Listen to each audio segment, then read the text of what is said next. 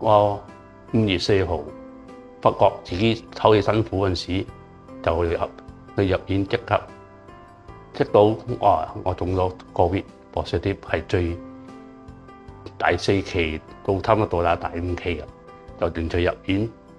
一入院一落去就變咗個半月咗，好辛苦，唞氣唞唔到，食又食唔得，瞓又瞓唔得，一日就瞓2個鐘頭嘅。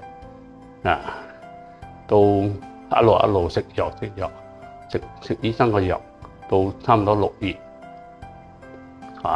，6月頭開始有好多轉症，可以出院啦。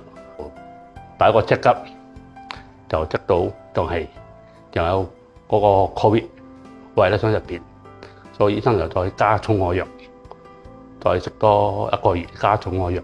我食到我人好啲行又唔得，辛苦我下靠輪椅靠人都辛苦。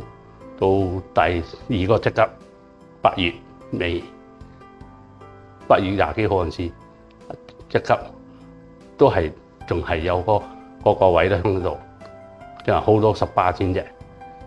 跟住到9月頭嗰陣時，又好辛苦，都係好辛苦，就靠下機唞氣，一日最少我唞氣3-4個鐘頭。到我親戚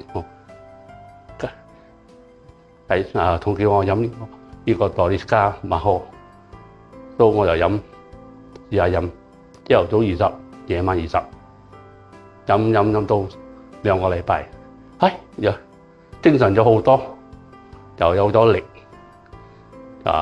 又可以做 exercise， 吸收嗰個機透氣嘅，就唔需要一日咁多個鐘頭，最多1個鐘頭、2個鐘頭嘅休息。跟住第3個禮拜就開始有恢復越嚟越好咯。跟住就一路做 exercise， 一路冇咩使用動筋咗咯。10月尾嗰陣時，我翻去即刻叫 X-ray， 跟住醫生睇到我 X-ray， 醫生同我講：呢個肺好多98%，哇！我好開心。我問醫生：我可以翻工？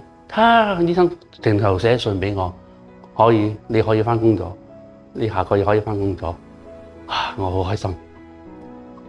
呢個多利加馬可，我可以繼續飲，我可以繼續介紹俾我朋友，我可以繼續介紹嗰啲人需要到健康嘅。多謝和倫，好多謝和倫俾呢個產品我。